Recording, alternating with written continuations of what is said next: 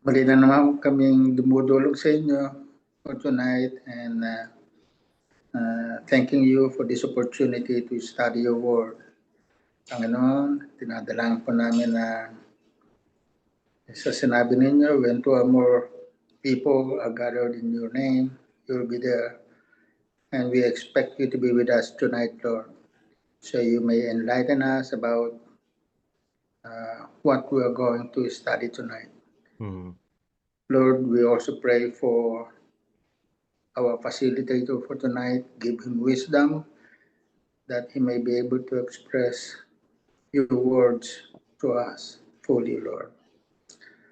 Lord, bless our Bible studies tonight, and we also pray for the others to bless them and give them the opportunity to join us later, Lord. Lord, we pray in the name of the Lord Jesus Christ. Amen. Amen. Thank you, Kuya Rafi. Magandang gabi sa atin dito sa Amerika. Sa Pilipinas naman magandang umaga, magandang tanghali. Sister Daisy, magandang tanghali dyan sa Palawan. Magandang tanghali din po, Kuya. Kumusta na yung anak mo? Medyo okay naman po. Inaalalayan lang ng mga advices para makamove on. Oo.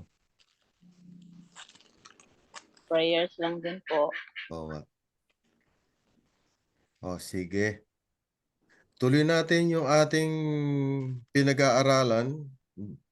Ang tema ay dakilang tunggalian. Yung ika-8 week na itong isi-share natin ngayon. English-Tagalog tayo, no? Kasi hindi ako fluent sa Tagalog, hindi rin ako fluent sa English. So, kung anong kalooban ng Panginoon yun. Meron naman tayong PowerPoint. Ito yung magiging guide natin. Yung tema ng Great Controversy, yun yung pinakalaman ng halos buong New Testament from the time na umakyat ang Panginoon sa langit, tapos si Esteban ay mamatay hanggang dito sa panahon natin. Ang panukala ng dakilang tunggalian na mavindicate ang Panginoon na tama siya sa lahat ng ginagawa niya kung paanong kanyang tinutubos, inililigtas ang mga tao sa pamamagitan ng pagsakripisyo ng kanyang bugtong na anak. Si-share ko yung screen ngayon. Motivated by hope. Yan ang lesson natin. Sandali na. Dapat hindi ko.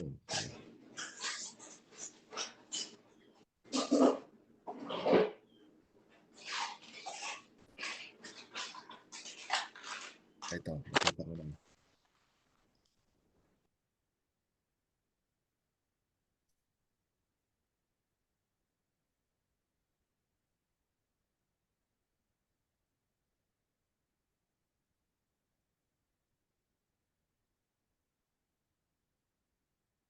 Share screen.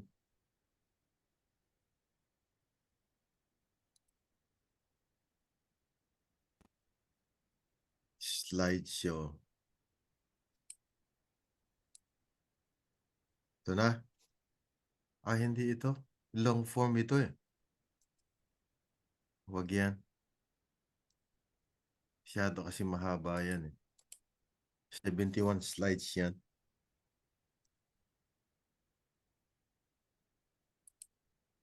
Dito tayo.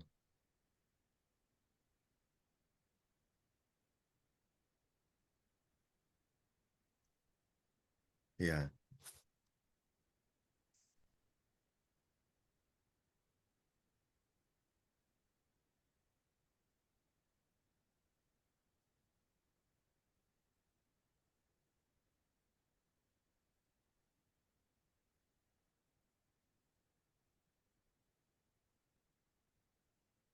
Ayos.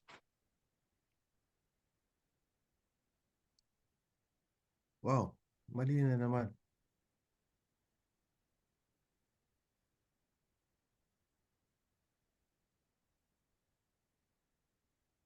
Ito, tama na to. Ayan. Ito na, mga kapatid. Ito'y continuation ng ating napag-aralan last week. History pa rin ito ng Christianity. Motivated by Hope ang title niyan. So, ang pinaka talatang sa uluhin ay matatagpuan natin sa Isaiah 25 verse 9. Ang sabi ng talata ay ganito, and it will be said in that day, behold, this is our God. We have waited for him, and he will save us. This is the Lord. We have waited for him. We will be glad and rejoice in his salvation. So yung nagmo-motivate doon sa mga unang mga banal na nanindigan sa Panginoon, nagmo-motivate sa kanila para magkaroon ng pag-asa, yung katiyakan ng kanilang kaligtasan ay magkakaroon ng tinatawag na kaganapan sa muling pagbabalik na ating Panginoong Hesukristo. Kaya mayroong binabanggit dito na kagalakan, katuwan, gladness, and rejoicing. Ano? Merong 5 iba't ibang subtitle itong pag-aaral natin ngayong gabi. Isa-isa tayo magbabasa, no? Si Ate Nets muna, yung nasa screen.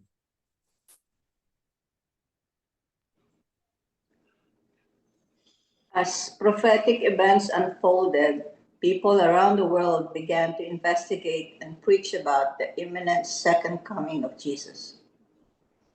Among them were Johann Albrecht Engel, 1687-1752 in Germany, Manuel Lacunza, 1731-1801 in Chile, William Miller, 1782-1861 in North America, Joseph Wolf, 1821-1845, who carried the message to Africa, Egypt, Abyssinia, Asia, Palestine, Syria, Persia, Uzbekistan, and India. They and others who had written previously came to the same conclusion: Jesus would return in the mid-19th century. The second coming, the blessed hope. How will Jesus come? William Miller, How to Interpret the Bible, the Prophetic Time, the Prophecy of the 2,300 Days. Thank you, Ate Nets.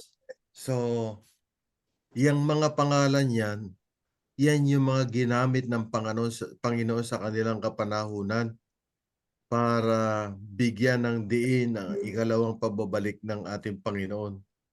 Nag-draw sila ng isang conclusion na sa kanilang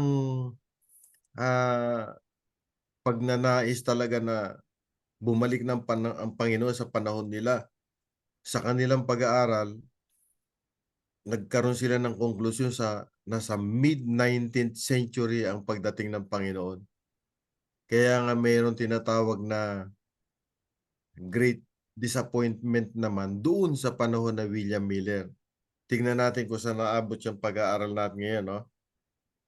Kaya yung second coming, talagang blessed hope yan. Pero ang ating pag-aaralan ngayon, maliban sa blessed hope, yung kanyang pagdating, paano siyang dadating? How will Jesus come? Ngayon, sa ating pag-aaral ngayon, bibigyan natin ng maraming focus yung pinagdaanan ni William Miller, yung kanyang pagsaliksik sa Bible, na mayroon tayong pagkakataon para maiugnay yung ating pag-aaral na ginagawa every week. Kaya nagkaroon tayo ng pangunawa kung paanong i-interpret ang Bible. Nagkaroon din tayo ng pag-aaral tungkol sa mga prophetic time at nag-aral din tayo tungkol sa pinakamahabang propesiya sa Bible. Re-reviewin natin lahat ngayon yan in a short form. Dahil maraming librong nasulat sa bawat paksa na yan, pagkakasyahin lang muna natin sa summary ng hopefully at least 1 hour or less than 1 hour. So we'll now deal with the second coming, si Kuya Rafi naman.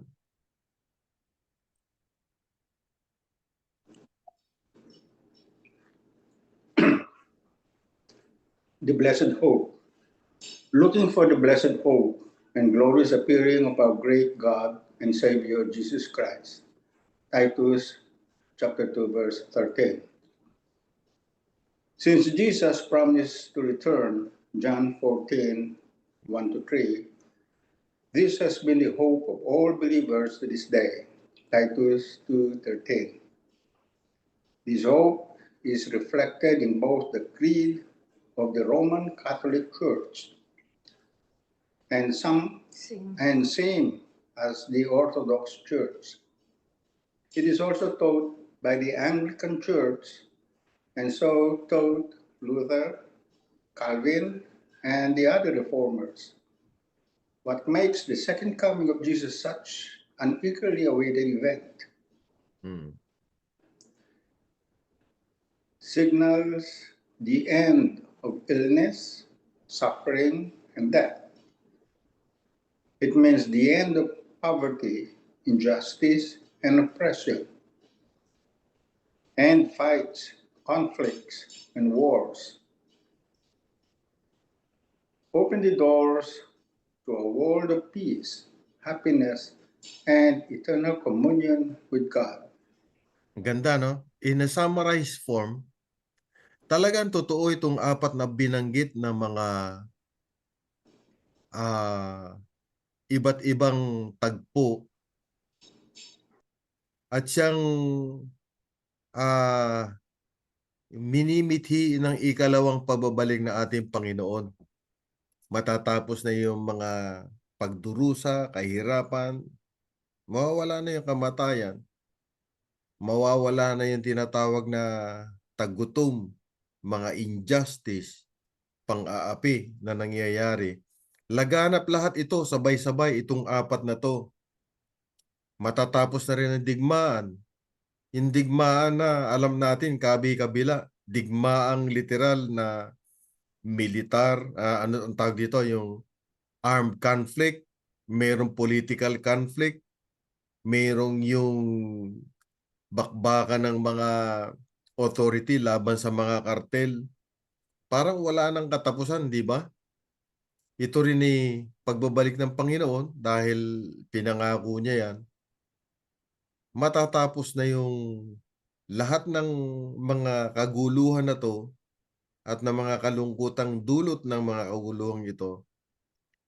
Hahalinhan ito ng pagdating ng walang hanggang kapayapaan, kaligayahan, at walang hanggang ating pakikisa sa Panginoong Diyos. Kaya yung kanyang pangako sa John 14:1-3, alala natin yan, halos lahat nakaka-memorize na niyan.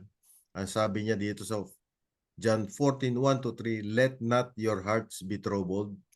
You believe in God, believe also in me.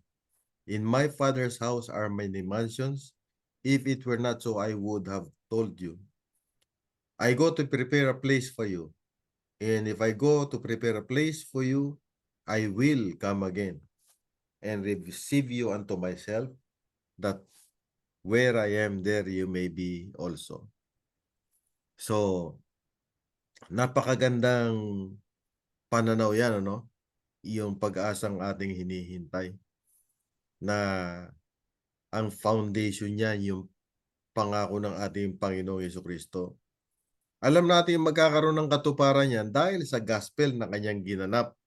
Magmula sa kanyang kapanganakan, sa kanyang pagtupad sa hinihingi ng kautusan na 100% obedience to the will of the Father, na bagaman yan ay hindi sapat, kanyang isinakripisyo yung kanyang katawang tao, na ito yung taong taglay tayo sapagkat ito yung taong nahulog sa kasalanan.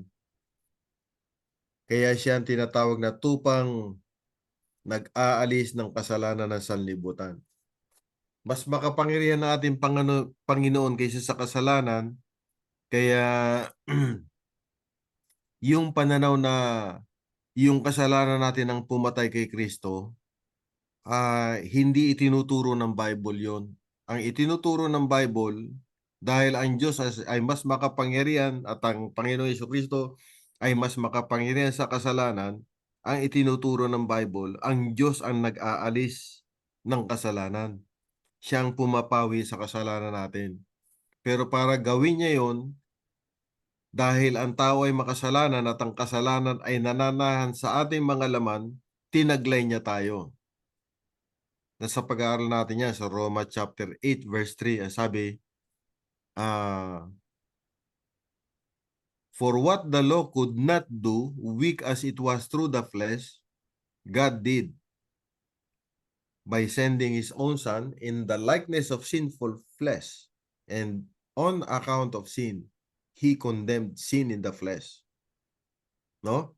Tapos doon din sa 2 Corinthians 5:21, sabi, for He, the Father, made Him, Jesus Christ, who knew no sin. Remember, He was sinless in terms of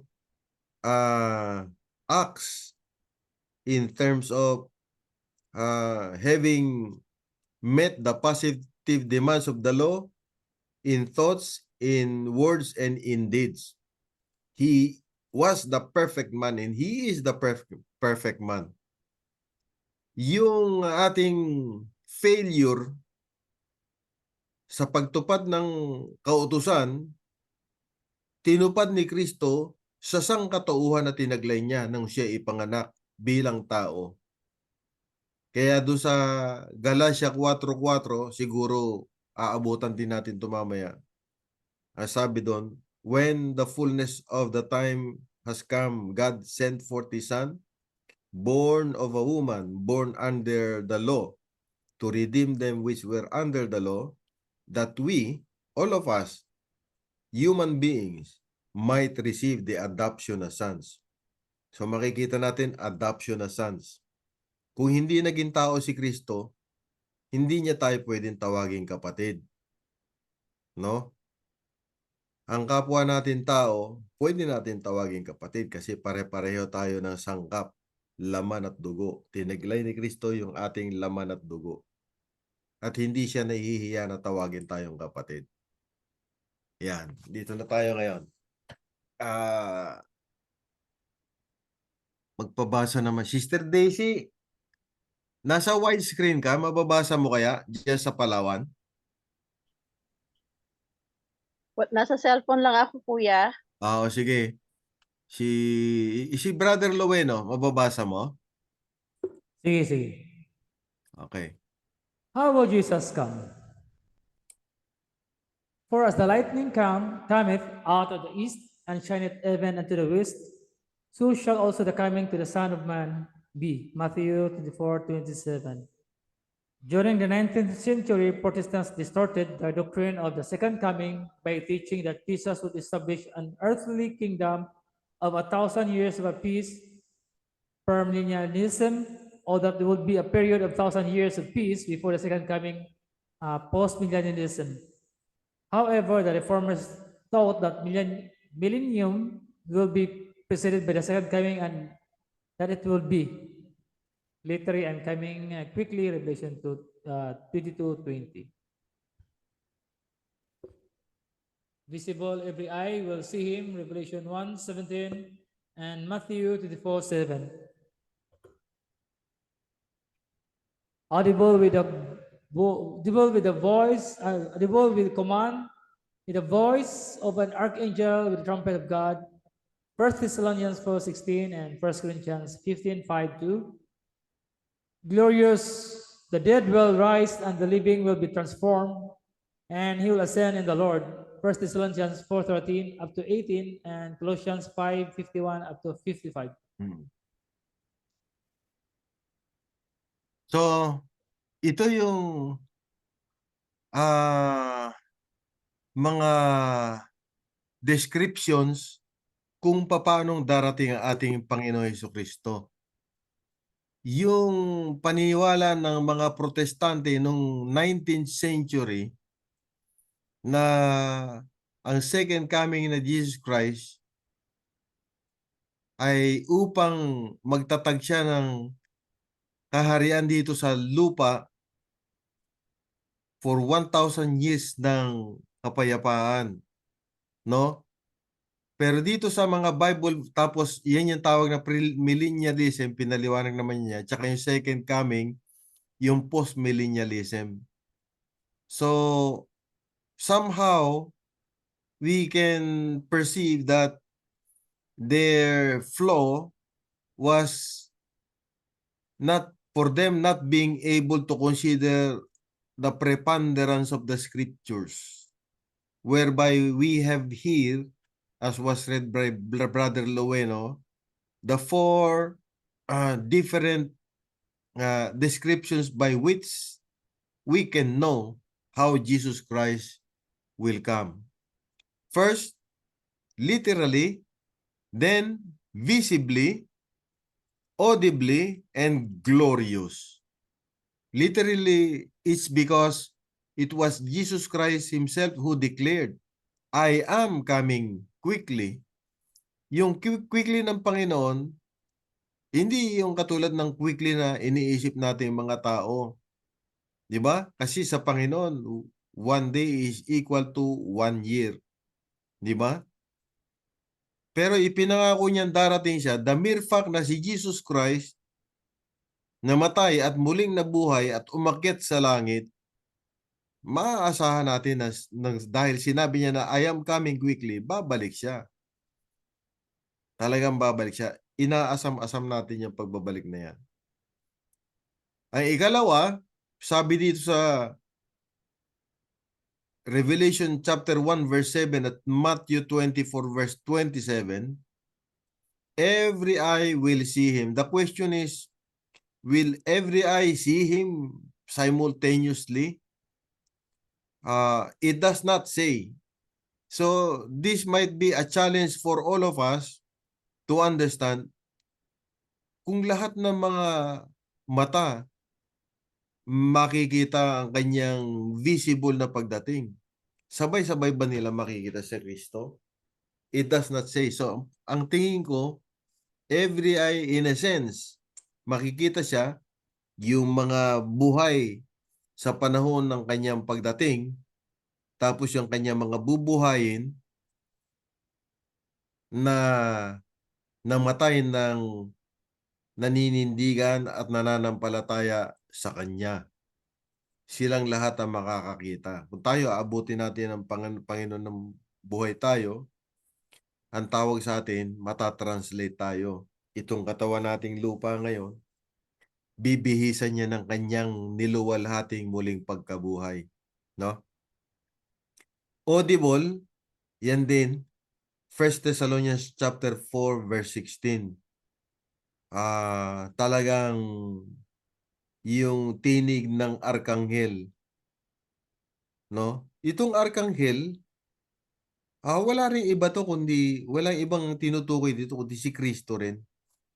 Is Michael the archangel, he is the archangel. We have a separate study for this nung nakaraan, binigay ni Epi yan. Pwede nating babalik-balikan din ulit yan. So, panghuli, glorious, yan ang binanggit ko kanina, yung mga patay kay Kristo, kanyang gigisingin para luwalhatiin, at yung mga aabutan niyang buhay, kanyang babaguhin ang kanilang lupang katawan.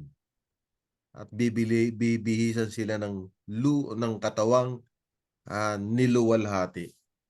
Alalahanin natin, no, na ang purpose ng redemption ay upang ipanauli sa tao ang image ng kanyang manlalalang. Kasama sa image na to, yung tinatawag na immortality, which was conditional at the time of them having been created, but they failed, which paved the way for the promise of the gospel, which promise was fulfilled 2,000 years ago when he was crucified at the cross. Right? So, sa pagbabalik ng Panginoon, aakyat tayo. Isasama niya tayo. Saan niya tayo dadalhin? Doon sa langit na bayan na kanyang itinatag. Diba? Sabi nga sa John chapter 14, 1-3, let not wag nga maggulimihanan ang inyong mga puso. Yan ang sabi niya.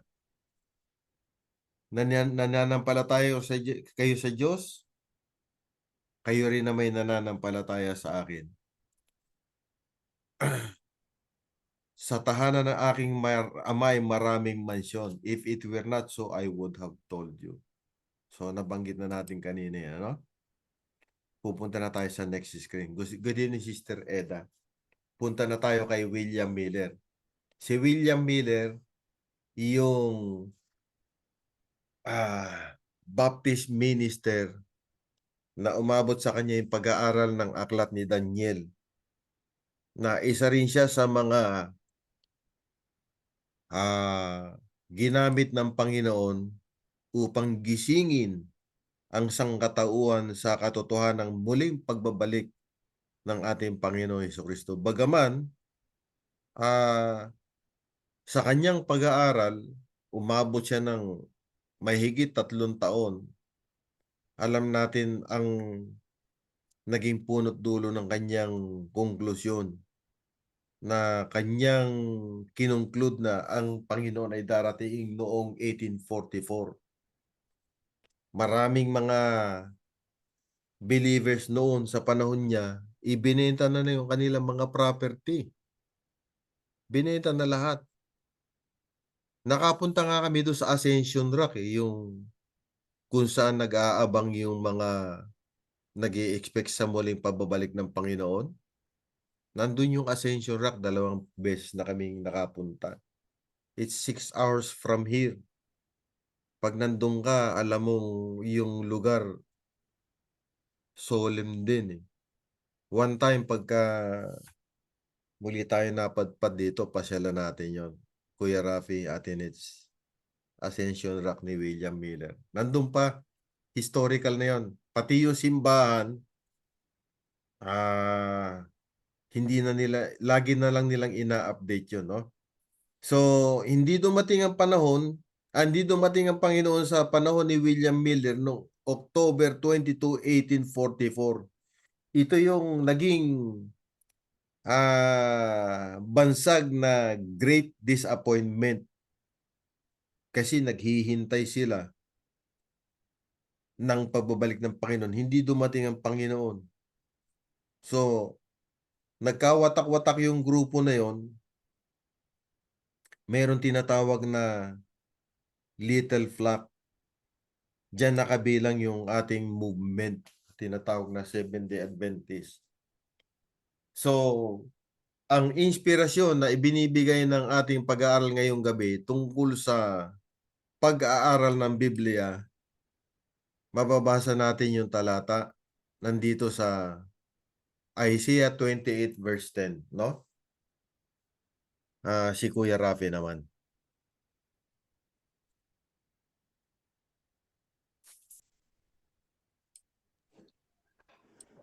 Isaiah, how to interpret the Bible. For precept must be upon precept, precept upon precept, line upon line, line upon line, here a little, and there a little. Isaiah 28:10. Based on the words of Isaiah 28:9 and 10, William Miller decided to make the Bible his own interpreter. Starting from Genesis, he studied every biblical passages. If its meaning was not clear, he looked for the solution in some other biblical passage. In this way, the Holy Spirit illuminated him until the Bible was clearly opened before him. When he came to the prophetic passages, he discovered that the same principle could be applied there as well. Hmm. Beasts represent kingdoms, according to Daniel 7:17 and 23. The winds represent destruction, Jeremiah 49, verse 36. Water represents multitude, Revelation 17:15. Women represent churches, Ezra 23:4 and 2 Corinthians 11:2. Days are literal years, Numbers 14:34 and Ezekiel 4, verse 6. Applying these principles, Miller was surprised by his discoveries. Ganda, no? In a short, thank you, Kuya Rafi. In a short or concise manner, nakita natin kung paanong giniide si William Miller ng Holy Spirit. Yung Holy Spirit na nag-guide sa kanya, siya rin yung Holy Spirit na nag-guide sa atin. Siya rin yung nagbibigay sa atin ng desire na talagang saliksikin natin ang katotohanan. Nagkakaroon tayo ng yearning for further truth. Di ba, no? Precept upon precept, line upon line. Ito yung nangyayari sa atin ngayon. Habang nag-aaral tayo, ako personally sa aking sariling karanasan, yung pag-memorize na scripture, dumadating na lang kasi pabalik-balik natin pinag-aaralan. Hindi mo namamalayan, ipinakukumbit na sa iyo ng Holy Spirit yung yung salita ng Panginoon. Naalala mo, Kuya Rafi, di ba? Pinamemorize tayo ng scripture nung nandun pa tayo sa brotherhood. So, I'm sure hanggang ngayon, dala mo yun. Kasi yung salita ng Panginoon, pagka nanahan na sa puso natin tsaka sa ating pag-iisip, para mawala yan, deliberately, tatalikuran mo na lang yan. Pero, hindi tayo doon sa mga nagkakaroon ng pagbabago sa pananaw ng salita ng Diyos. Tayo yung inuudyo ka ng Holy Spirit, yung desire natin, lalong nag-uudyok sa atin para lalo pang magsaliksik. Kita mo, in one page, ilang mga words agad ang ipinakita sa atin para ipakita rin sa atin kung paano the Bible interprets itself. Napag-aralan natin yan, yung mga beast na yan, represents kingdom. Yung Babylon, Medo-Persia, Greece, Rome, at saka divided Rome o Western Rome, yung modern Europe. We also came across about the interpretation of winds. Winds means strife or war or destruction, and water, and so on and so forth.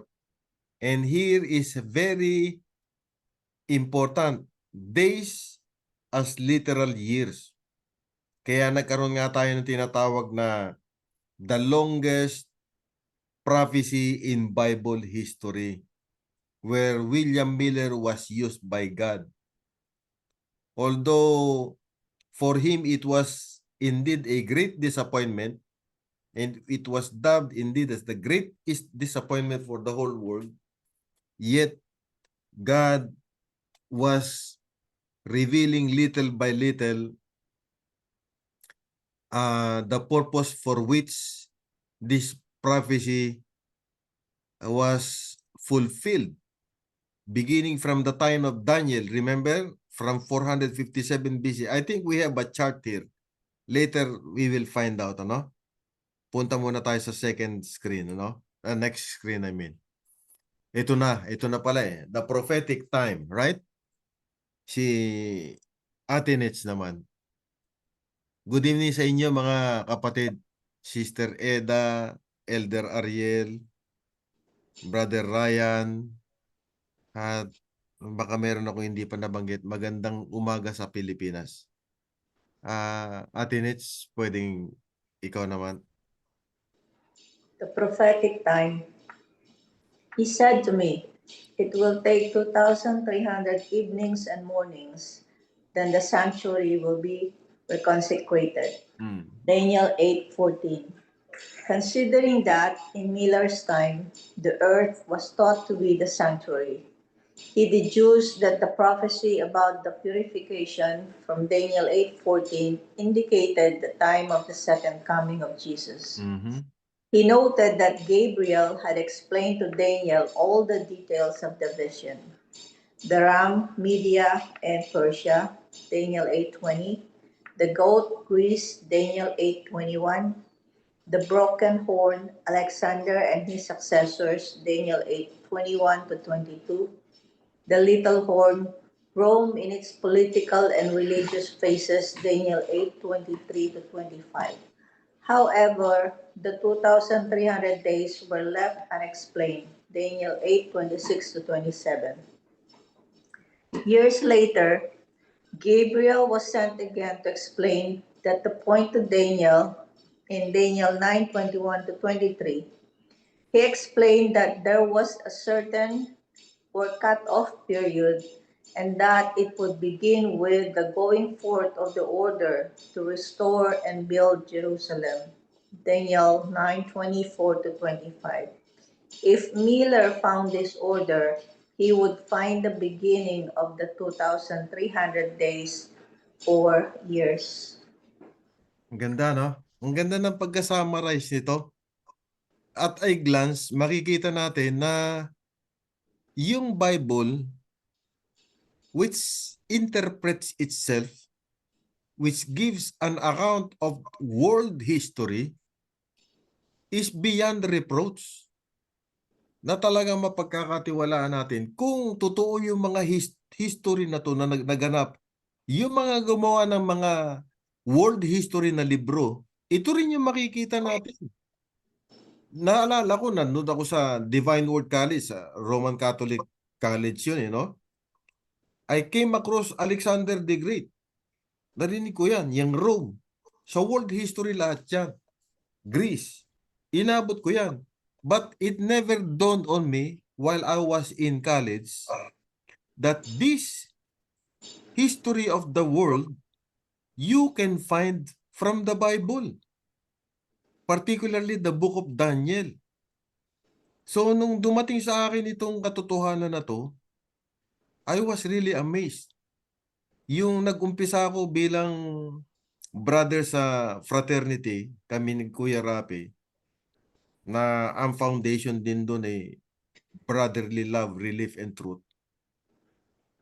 Tinuturo doon sa fraternity yun, yung pagmamahal sa Bible. Lalo ako na in love sa Bible nang makita ko itong mga kasaysayan ng mundo na to.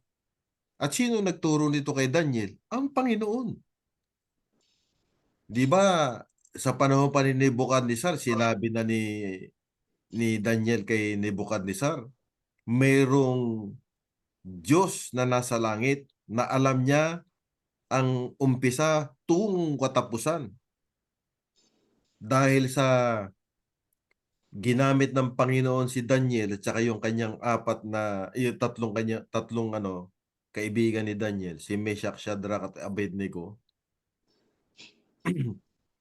na-convert yung Nebuchadnezzar. Dito nga nauwi yung ating pag-aaral sa Daniel 8:14, unto 2,300 days, then shall the sanctuary be cleansed. In our past studies, we learned that the earthly sanctuary was God's miniature or God's master model plan of salvation. It was given to the Jews as an object lesson from end to finish how God will redeem mankind, which redemption was perfectly fulfilled in the holy history of Jesus Christ. And we know this to be true because all elements, all materials, all parts of the sanctuary point to Jesus Christ and everything that he was about to accomplish through his birth, life, death, and resurrection, and how at the end he would be vindicated by finally eradicating sin, Satan, and his angels, and everyone that sided with him. So 2,300 days, which says the sanctuary will be reconsecrated. In other translation, you will find sanctuary will be cleansed or sanctuary will be restored. They have all significant meanings, and they are for the purpose of reviving the gospel of Jesus Christ in its purity and in its clarity, whereby the movement, which is now called the Advent movement, was entrusted by God to restore the gospel of Jesus Christ from his birth to life, death, and resurrection, and what he is doing right now as our high priest. Remember, dito sa taas, ano? What is Jesus Christ doing right now? He is our great high priest.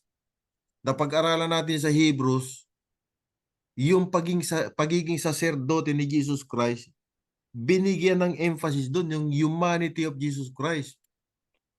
Kung paanong yung ating dakilang sacerdote nagkatawang tao. Si Jesus Christ, nung magkatawang tao, sabi doon sa Hebrews chapter 2, basahin natin para magkaroon tayo ng kwan. Tignan natin sa Brother Lueno, pwedeng pakibasa sa Hebrews chapter 2, verse 10 and 11. Tapos si Sister Daisy naman sa Tagalog, verses 14, 15. Doon muna tayo. Hebrews chapter 2, verse 10 and 11. Yung pagiging saserdote natin. Pakiumpisa sa verse 9 na Brother Lueno.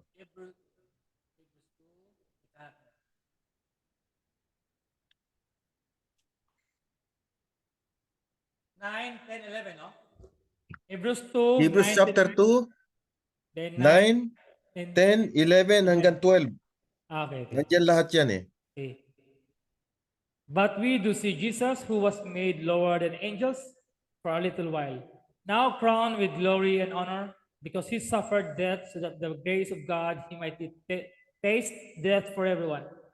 In bringing many sons and daughters to glory, it was fitting that God, for whom and through whom everything exists, should make the pioneer of their salvation perfect, that what he suffered. Both the one who makes people holy and those who are made holy are the same family. So Jesus is not ashamed, as told to them, brothers and sisters. He says, I will declare your name. Hanggang 12, di ba? Oh, hanggang 12 lang.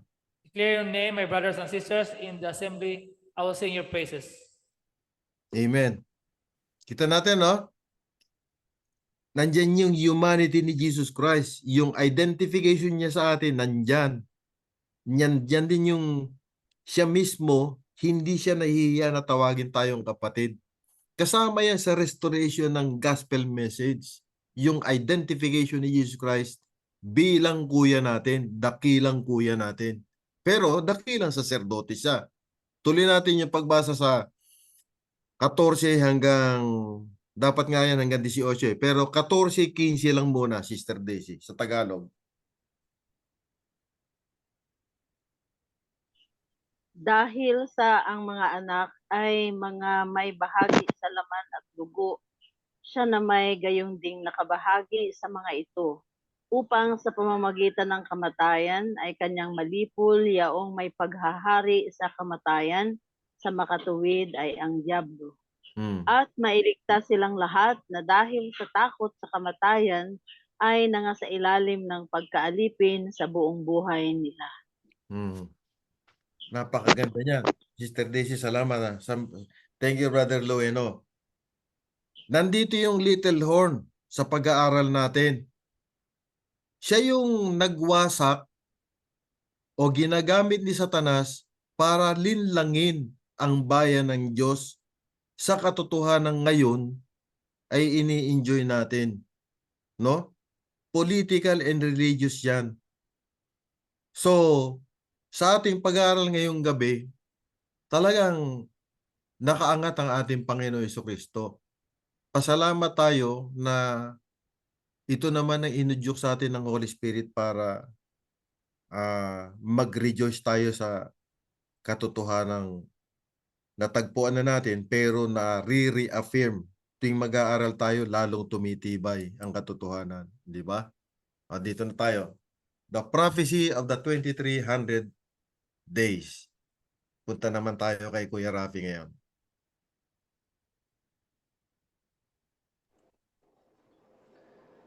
The prophecy of the 2,300 days. And you, Ezra, in accordance with the wisdom of your God, which you possess, appoint magistrates and judges to administer justice to all the people of Trans-Euphrates, all who know the laws of your God, and you are to teach any who do not know them. Ezra 7:25. In the 7th year of Artaxerxes, king of Persia, an order was issued to Ezra to go to Jerusalem and have sufficient political autonomy to complete the restoration of the city. Ezra 7:7, 11 to 14, 20 to 21, 24 to 25. It was the year 457 BC. As the 7th week prophecy indicates, it took Jerusalem 49 years to be completely rebuilt, and 434 more years passed until the arrival of the Messiah, Daniel 9:25.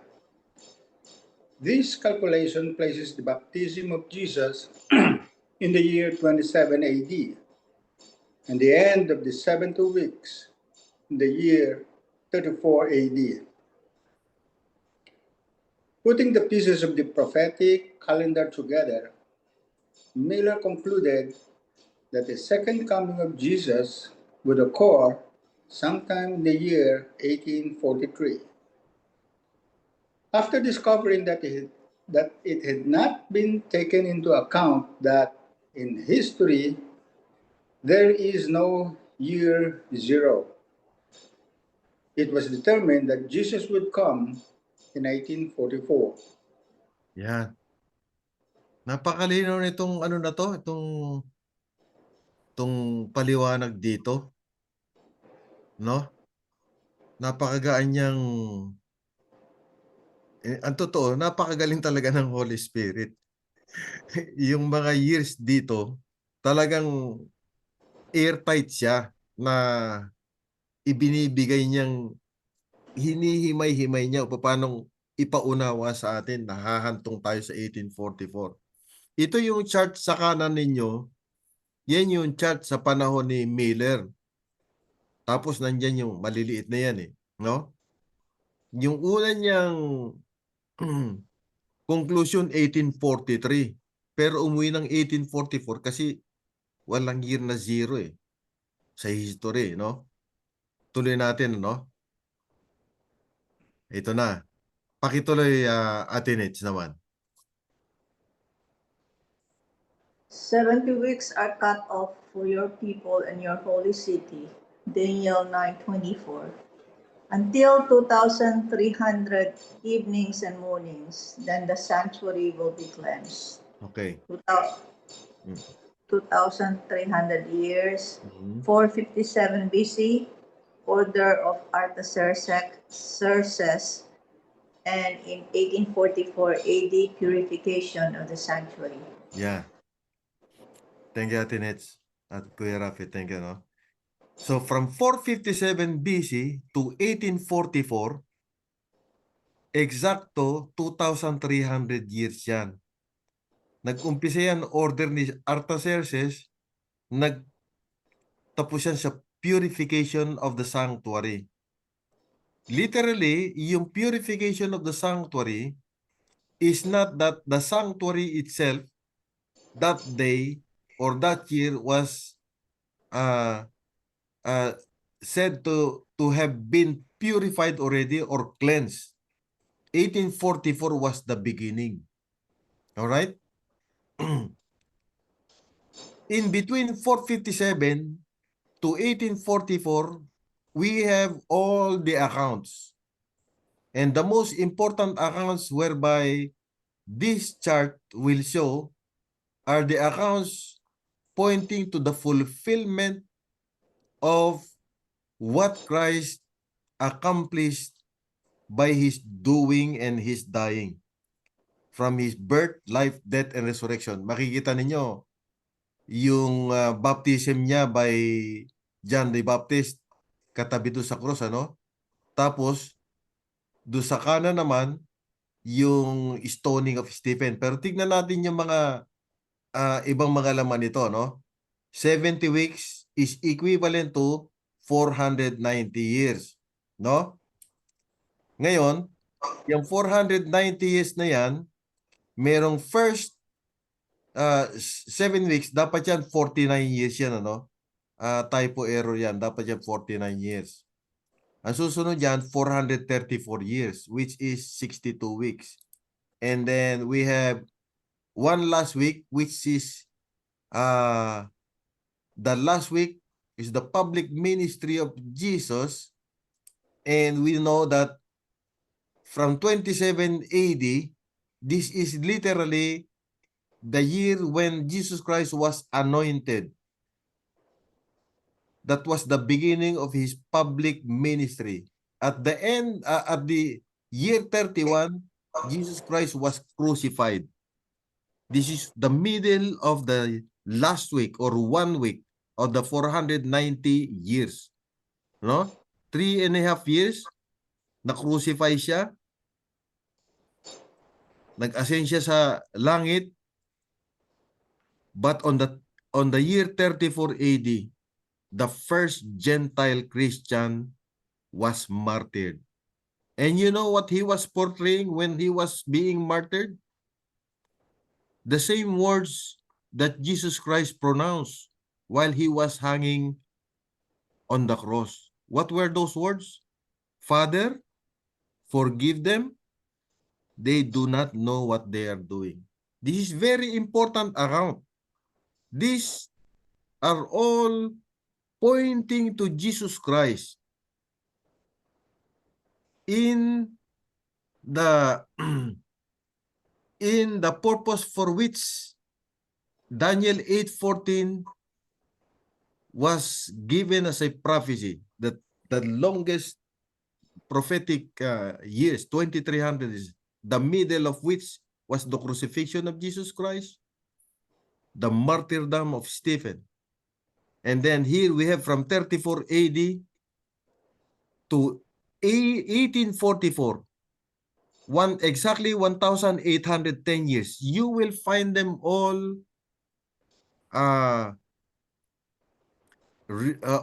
described in the book of Daniel.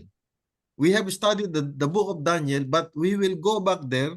It's always fitting that we go back to the history as we have understood it earlier, because the more we study it, the more it gets internalized. And the word of God is so powerful that we will desire nothing else. So for 1,810 years the gospel to the Gentiles from the time of Stephen began, whereby we have 1844. And also in those years, what happened?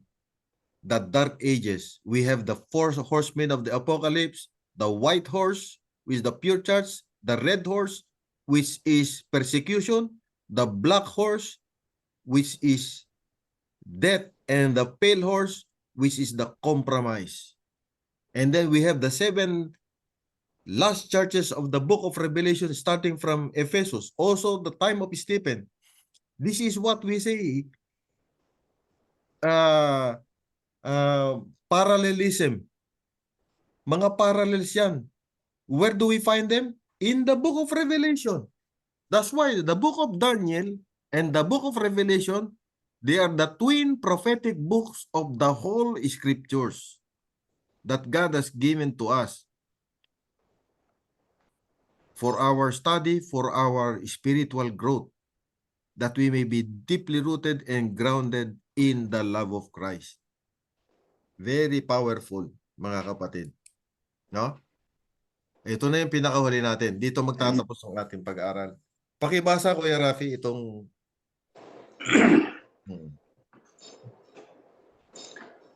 One of the most solemn and yet most glorious truths revealed in the Bible is that of Christ's second coming, to complete the great work of redemption. To God's pilgrim people, so long left to sojourn in the region and shadow of death, a precious, joy-inspiring hope is given in the promise of His appearing, who is the resurrection and the life.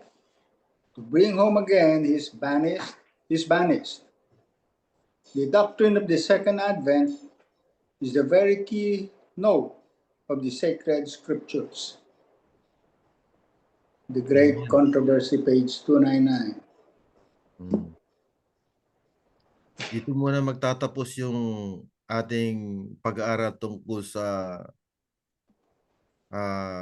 the blessed hope, which we'll all look forward to, the second coming of Jesus Christ. No? So, purihin ng Diyos. Yan ang ating pag-aaral ngayong gabi.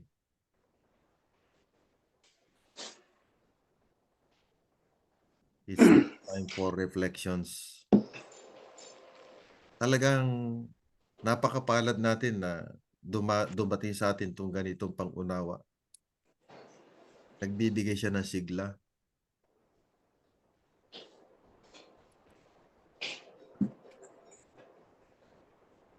May gustong magbigay ng kanilang reflections? Brother Lueno, sige, please. Alam ko excited ka eh. So, kasi minsan, nung kabataan ko, parang sabi na, uy, parang minsan kontrolado ng kaaway ang kuwana. Di natin lang, kontrolado pala lahat ng Panginoon. At binigyan ng kapangyarihan ang kaaway ng may limit din. Na hanggang dito ka lang, dito naman. Kasi, so ibig sabihin, everything is controlled by God. Kahit anong mga pangyayari yan sa buhay, kahit anong mga problema yan na darating sa atin, control pa rin ng Panginoon yan. Na tulad ni Job, di ba? Hanggang kuan lang ang gawin mo sa kanya, yung huwag mong kuan yung katawan niya. So everything is controlled by God. So kung control niya, so sa kanya talaga kakapit palagi. Kasi minsan kailangan ding kuanin tayo kasi dahil sa mga may ginagawa tayo. Personal but not the prophecy. Sa prophecy iba na yan eh. So tungkol sa personal natin na buhay, kakapit sa kanya, kung may nagkamali tayo, repent tayo, and will be forgiven, then alam mo na, ibalik din sa atin ang kanan Diyos, or mayroon siyang ipa-explain sa atin para in the future, mayroon pang mas malaking darating, kaya na natin makan through Christ and faith. Amen. Thank you, Brother Lueno. Ganyan din ang una kong naging experience nung araw eh. yung parang nakakatakot ba yung prophecy? Yung pala, hindi lang kasi masyadong nabibigyan ng focus yung galing ng Panginoon. Eh, napakagaling pala ng Panginoon dito sa mga pag-aaral na nakita natin. Talagang siya yung magaling talaga. Hindi yung mga ginamit ni Satanas, eh, para magaling sila, pero yung pala, nagagaling-galingan lang. Ang magaling talaga ang Panginoon. Sipin mo, dito sa pag-aaral natin ngayon, na-reaffirm yung pagkakilala natin sa Kanya. Wala talaga tayo ibang pupuntahan, Panginoon lang. Kuya Rafi. Ang masasabi ko, dati narinig ko yung mga pagsisimba ko, yung mga pastor-pastor nag-uusap-usap sila. Para bang hirap silang ang iniiwasan nila yung mag-preach about prophecy. Oo. Natatakot sila. Oo. Ganon. Kasi yung prophecy, it's something that will still happen in the future. Oo. Kaya Totoo. it is subject to a lot of interpretation. Kaya probably doon sila natatakot. Unlike yung prophecy in the Old Testament na nangyari, Tama. na na-fulfill. So, ibang klase yun. Kaya lang, kung pag-aralan natin yung prophecies that were made in the Old Testament and were fulfilled, makikita natin yung pattern. So if that was the pattern in the Old Testament that happened, it should be the same pattern that will happen in the future. Tama. Kaya lang, siyempre, hindi tayo 100% sure kasi it still has to happen. Although may references tayo why we interpreted it that way. Kaya masasabi ko napakaswerte natin. Talaga Kasi nga. yung mga taong mga nag-study ng Bible, mga reformers na Miller, they studied the Bible and came up with a system to interpret the Bible. Oo. Tayo naman, they started from zero. Tayo, swerte natin kasi we are not starting from zero. Pag-aralan lang natin yung what they have started. So what we have to do is, pero siyempre, kahit na pag-aralan natin yung what they have started, still, hindi natin makukuha yung interpretation talaga. So we need to reread. Pagkatapos nun, kung hindi mo pa rin makuha, siyempre, manghihingi ka na ng assistance. Kaya, nandito tayo ngayon sa Bible study to study it together. Kaya we're lucky kasi meron tayong reference para maintindihan natin kung ano ba yung pinag-uusapan natin. Tama. Ganda. Kaya yun ang masasabi ko, we're lucky. And yung iba nga, yung sinabi kanina, natatakot sa second coming because of the signs. Merong may darating na for man, for somebody will come to take heed that nobody deceives you. Tama. Diba sinasabi, yun ang unang sign. Take heed that no one deceives you. For somebody will come The falling out. saying that he is the Christ. Tama. Yeah, there will be wars, rumors of wars, pestilences. Yeah. Doon sila natatakot. Pero tayong mga Kristiyano, alam na natin yan. Hindi tayo natatakot. Although we will face persecution. But we will not experience the wrath of God. Amen. Because we are children of God. And we already have the citizenship in heaven. Amen.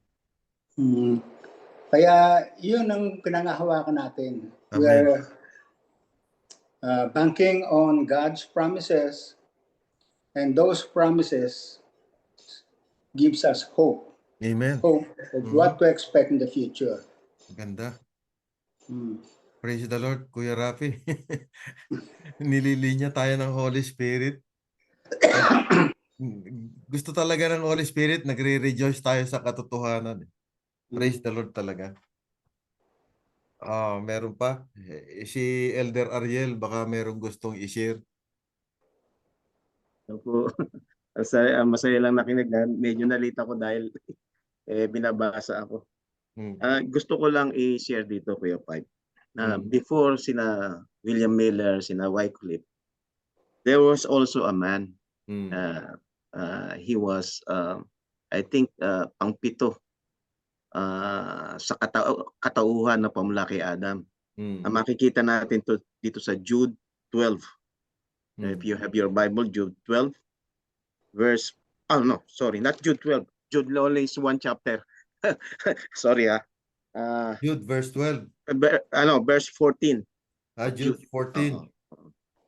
At sinabi dito, now Enoch, the seventh from Adam, prophesied. Meron na palang nangyayari noon pa. Ano? Prophesied about these men also saying, behold, the Lord comes with 10,000 of its saints. Meron na nagsasabi nito. And then yung 15th, and what? For the purpose of what?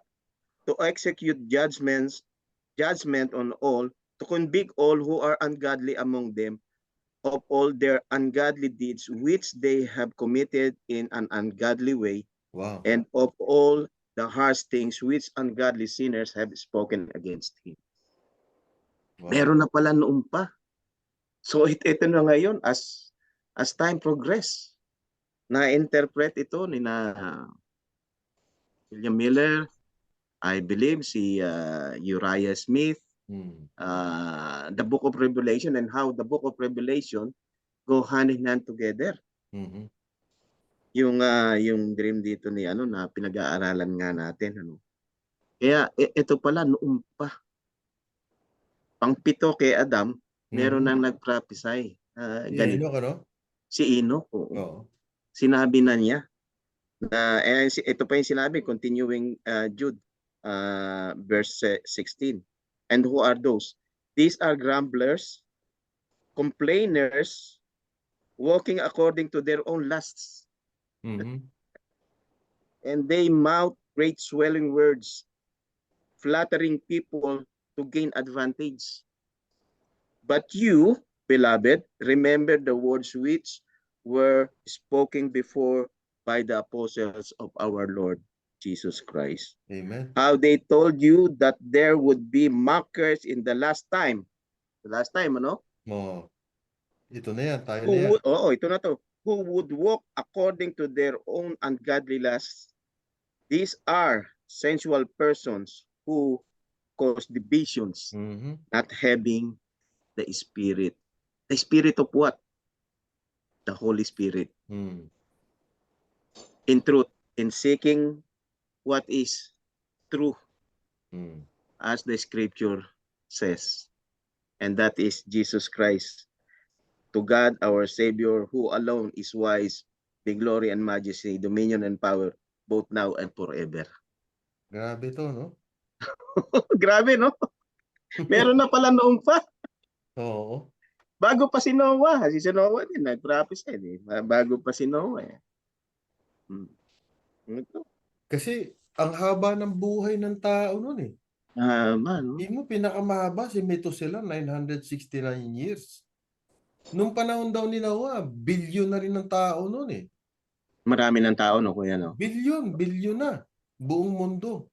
Kasi ang haba nga ng buhay ng tao eh. Ang haba ng buhay ng tao nun. Hindi pa umuulan. Wala pa kasing chemicals nun. Wala. Kuya Rapi, wala pang McDonald's nun. Wala pang McDonald's nun. Before Noah, walang tao na kumakain ng karne. Oo, kaya mahaba buhay nila. Wala pa, no? Puro mga herbs, mga nuts, pinahintulan lang grains. yung karne nung nung bumaha na eh. Kasi walang Walang pero pagkain. Yun, pansamantala lang yun. Diba? Pero grabe. Pero Maganda yung, yung binasa mo, Kuya Ariel. Grabe. Ano?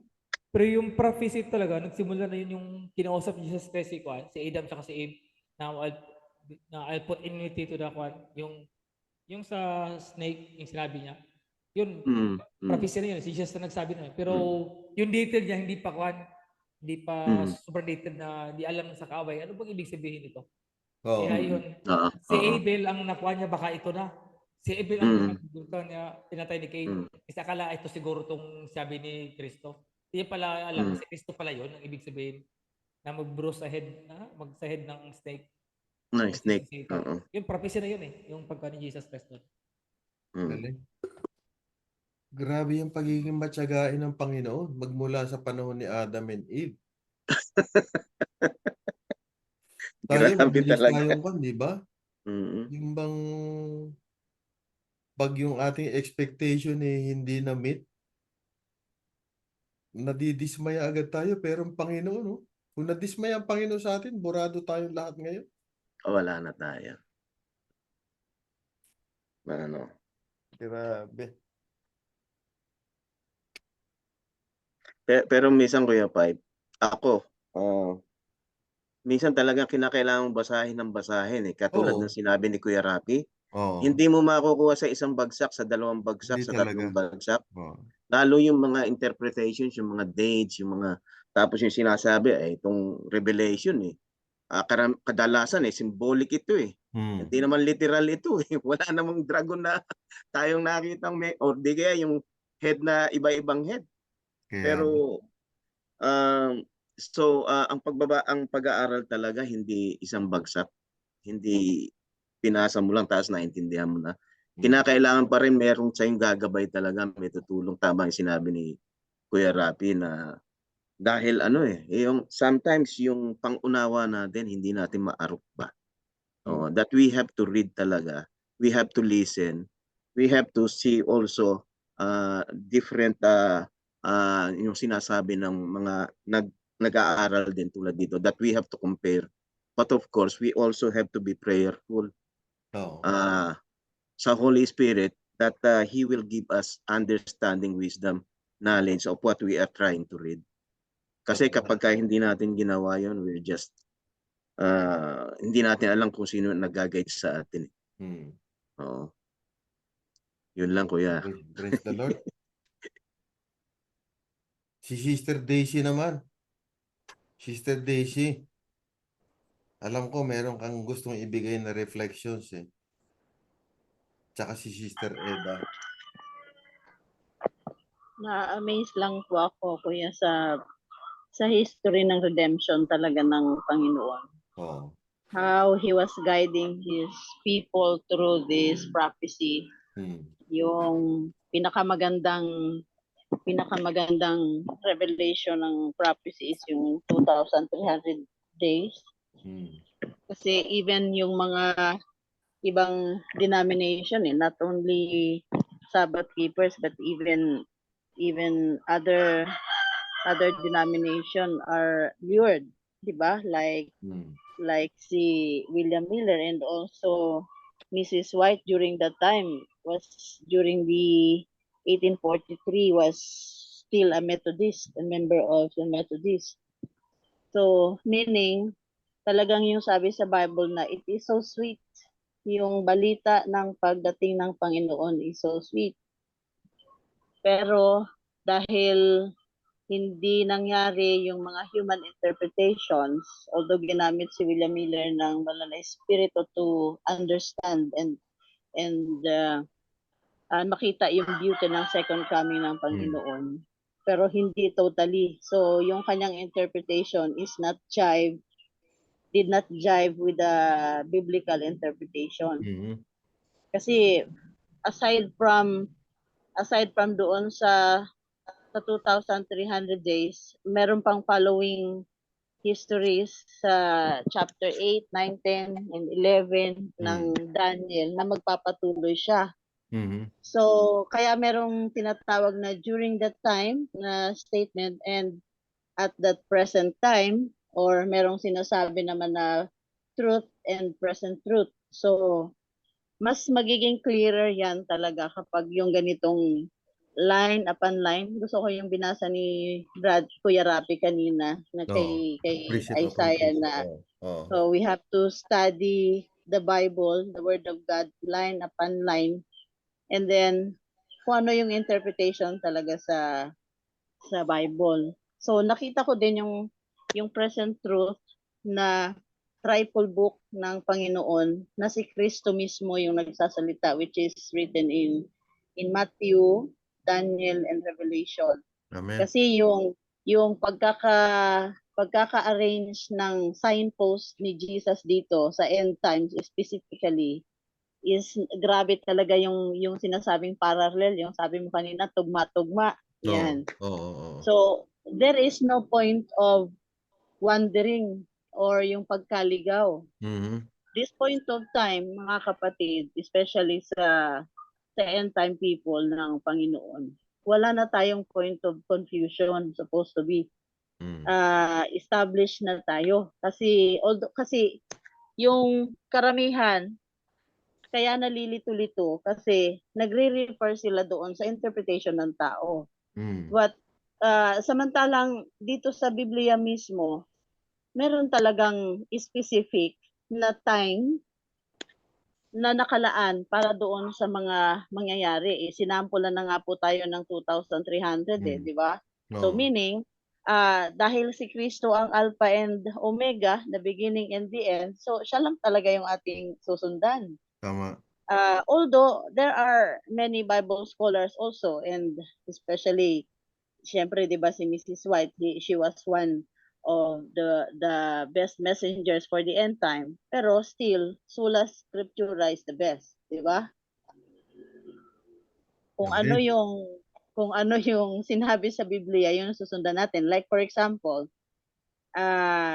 kung titingnan po natin, Hebrews 1:1 and 2, noong unang panahon, nagsalita ang Panginoon sa iba't ibang paraan sa pamamagitan ng mga prophet.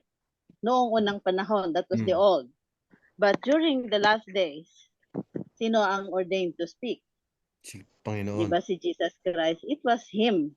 So, pag tinignan natin, what books in the Bible are written, the words na galing mismo kay Jesus Christ? Walang iba kung hindi sa Matthew. Ang Matthew kasi is representation of the four Gospels. Kung ano nakasulat sa Matthew, ganon din ang nakalagay sa Mark, Luke, and John. So yun yung unang aklat na it says kung sino si Jesus Christ from his first advent to the second advent, di po ba? Amen. And then from the book of Matthew, doon sa end times, walang ibang chapter diyan kung hindi sa chapter 24. It's ang final post niya talaga diyan. It talks about the little horn. The religio political movement, which is the Antichrist, was found in chapter 24 as the final post of the end time. When you shall therefore see the abomination of desolation, which spoken by the prophet Daniel. So babalik tanawan natin kung ano yung abomination of desolation, which was studied ngayon, yung 2,300 days na nandoon nakapaloob kung sino yung mag-trample down ng sanctuary, hindi ba? So when we see him there standing in the Holy Land, there are many instructions na sinabi si Jesus. Kaya lang hindi tinitignan ng bayan ng Diyos. Why? Marami na kasing na-preach sa atin. For about 160 years, ang dami nang na-preach sa atin about kung anong mangyayari. So lito na yung tao. But kung titignan natin at susundan lang si Jesus Christ, hindi tayo malilito. Kasi ang great controversy is not the story of the devil. It was the story of the church redeemed by Jesus Christ. Amen. So why we fear? Ang kailangan lang po talaga natin, kasama ako doon, kinu-convince ko yung sarili ko na I've been praying na may establish po talaga tayo that when this moment time comes, na nandito na tayo sa troublous times. Ang faith po natin is grounded talaga na maniniwala tayo dun sa Daniel 12:1 that when that trouble come, Michael the great prince shall stand up for his people. Amen, amen. Yun. Yun lang po yung aking mga signpost na hinahawakan. Aside Okay. from the 2,300 days, talagang si Jesus yung Ang bida. sinusundan ko. Yeah. Mm. Wala na. Sometimes, yung mga Bible scholars, they're also important. But you know, yung mga knowledge kasi ng tao minsan mix-mix na eh. So, why bother? So, Mm. dito tayo kay Jesus eh. Take heed that no man deceives you. Mm. Eh di, iwan-iwanan na natin yung mga kung sino-sino mga authors dyan na sometimes it gives us confusion. Dito tayo kay Jesus Christ. He is our master and Mm. defender. So, siya yung pakikinggan natin. Tingnan na natin kung ano yung mga instruction niya dyan so we may be ready. Yung Mm. karamihan sa ngayon, relax eh. Kahit na nangyayari na, sabi, mga rumors of wars, pero parang nakarelax pa rin. Wala namang movement. So, the plan of redemption is a movement. We have to Yeah. move. We have to move forward. Mm. Yun lang po, kuya. Thank you, Sister Daisy. Bigyan natin yung final statement kay Ate Nitz. And then, Ate Nitz, closing prayer na rin, ha? Sa akin po, gaya nung sinabi ng aking asawa na Mm. although yung mga studies in the past, merong kakulangan, without those people who took the time and spent, their lives searching the Bible, Mhm. we will not have this Bible study right now. Very true. Kasi yun yung naging resources natin. Amen.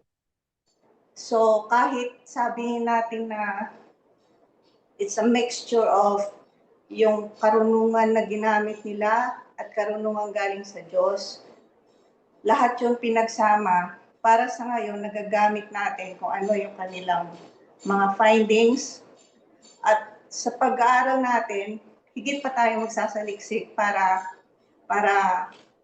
higit nating maunawaan kung ano yung ipinahahayag sa atin ng Panginoon. Amen. And in all honesty, I myself, I may not be able to remember this 2,300 years. I may not fully understand it, but one thing for sure, there is hope in the second coming of Amen. Christ. And Yeah. I think that's the main thing. Mhm. Amen. Hindi natin ma-remember lahat yung 485 AD, whatever the numbers. Let's just look forward to this second coming of Christ kasi andun yung pangako ng peace, andun yung pangako ng end of suffering, end of death. Amen. Yun ang I think yun ang pinaka-core kung bakit tayo nag-aaral ng Bible. Is Amen. para mabuhay sa atin yung pag-asa na there's something to look forward to in this life of us, or in this earth that's very chaotic Mhm. and just full of, problems and miseries. In spite of that, there is something that we are, as Christians, could look forward to. And that's the second coming of Christ. Beautiful. And wag din po sana natin kalimutan na although nag-aaral tayo ng mga numero, sinabi din ng Panginoon na even Jesus Christ does not know When or it's did coming. not know the exact date. Only the Father knows. Amen. So it's good to study numbers, it's good to study history, but again, it's the hope that we're looking forward to is when Jesus comes and takes us with him, Amen. then we will be with him forever. Amen. Yun po lang. Kuya Pipe, Oy, before mag-closing thank you, prayer si thank Ate you, Nitz. Ate Nitz, ha? Thank you. Go ahead. Thank you, Ate Nitz. Maganda yun. Before mag-closing, basahin ko lang to sa Hosea 6:3. Oh. Hosea 6:3. Let us pursue the knowledge of the Lord. His going forth is established as the morning. He will come to us like the rain, like the latter and former rain to the earth. So yung pagdarating niya, kinakailangan muna merong tayong knowledge na kung sino ang ating Panginoon, kung sino si Jesus Christ sa atin. Dapat kilala natin talaga siya. Thank you po. Thank you, Ate Nitz. Kasi hindi tayo pwede Ang sinasabing ano eh, Oo. see to it that you are forewarned about Oo. what is to happen. Yeah. Kaya maganda itong mga opportunity natin. Hmm. And I think we're more blessed than the others. I believe Kasi so. we have this forum para pag-aralan ng Kwan. This is an opportunity that not everybody enjoys. Very Amen. true. Napakaganda. Kaya swerte-swertihan din. But We we're are sure, blessed. no? We're guided by the Holy Spirit. Ganda. Hindi nyo nga, Siyempre, ang credit sa kanya pa rin talaga. Sa Panginoon talaga. He is guiding us. hindi nyo nga po alam na you are being missed. Oo. Grabe. Parang hindi na kumpleto yung week if we did not see each other sa study. Parang kanina. Busy. Baka sakaling kulobin ng Panginoon kung next year pwede pang umuwi. Baka magkasama-sama kami na Kuya Rapi tsaka ni Ate Nitz. Thank you. Yay! Oo. That was the most wonderful moment of our life. Hmm. As a Christian Brother din, Arya, saan mo yan, ha? Hmm. Opo. Ate Nitz, naka-schedule na po kami ni Mrs. Kaya magkikita tayo doon. Oo. Lueno. tapos as a Christian din, tulad kay Abraham, we are blessed by God ni God. At saka we will become the blessing sa other people din. So anong kalaman natin na kwan, i-share din natin para maging blessed din sila. Kasi na-blessingan tayo eh. Hmm. So i-share din natin we are para ma-bless din sila galing sa atin na galing din sa Diyos. Amen. Kasi si Amen. Abraham, Amen. ang sabi kay Abraham na I will make you a blessing for the nation. So parang ganoon din sa atin, we become the blessing kasi bigyan natin ng kalaman para i-bless, para ma-bless ang iba. Para i-share natin sana. Yun at ang ministry po. Amen. Ganda. Alam mo nga, Brother Lueno sa tindi ng mga pag-aaral natin dito, parang lagi na tayong naghahanap ng usap eh. Pag yung tao, mamimit mo lang by chance, parang ayaw mo nang bitawan, gusto mo talagang makarinig siya ng you know that feeling na anyone you meet sa street or sa somewhere, parang ayaw mong pakawalan hangga't hindi ka nakakapag-share ng something. Minsan nag-uumpisa ka na ng topic na makapag-usap lang. Something like that. Kasi hindi pwedeng sa atin lang nakastuck to eh. Ang init sa ugat eh, na para bang pinupush ka to speak, pinupush ka to walk, or to go somewhere para i-share tong message na to. Parang Amen. naging selfish ka rin, ang salvation sa iyo lang. Dapat para sa lahat yan eh. Kaya nga. Yeah. Paano? At bukas pupunta kami ng Virginia Beach. Kaya medyo maiksi ng konti ngayon yung ating fellowship in the Word. Pero sa Tuesday, loobin ng Panginoon, magkikita-kita ulit tayo. So, request ko si Ate Nitz na closing prayer, please, Ate Nitz. Thank you po. Let's pray. Heavenly Father, once again, we want to thank you. We want to praise you, Lord. We want to give back the glory to you. Amen. We just want to praise you, Lord, for this night. There's so much information, and still there's so much to learn. Amen. But we know if it's thy will, all this would be given unto us, O Lord. Amen.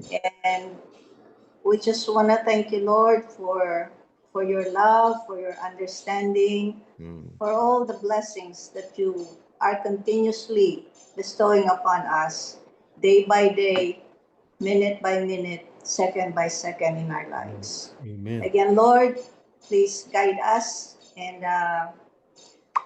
protect us, oh Lord. wherever our brothers and sisters may be. Mm. Be with us always, Mm. and give us the courage, Lord, to share this knowledge, to share your love to other people who have not come to know you yet. Love you. We ask for forgiveness for our shortcomings, for our for the times when there is doubt in our hearts, there is fear, there is anxiety. We want to ask, Lord, for your forgiveness, because with you, there's no reason for us to fear. There's no Amen. reason for us to be anxious. There's no reason for us to be confused. Amen. Thank you, Almighty Father. We love you. We pray all of this in Jesus' name. Amen. Thank Amen. you so much, mga Amen. classmates. Ate Nels, maraming Thank you, Ate salamat. Nets. Kuya Okay, Rafi, bye-bye. see you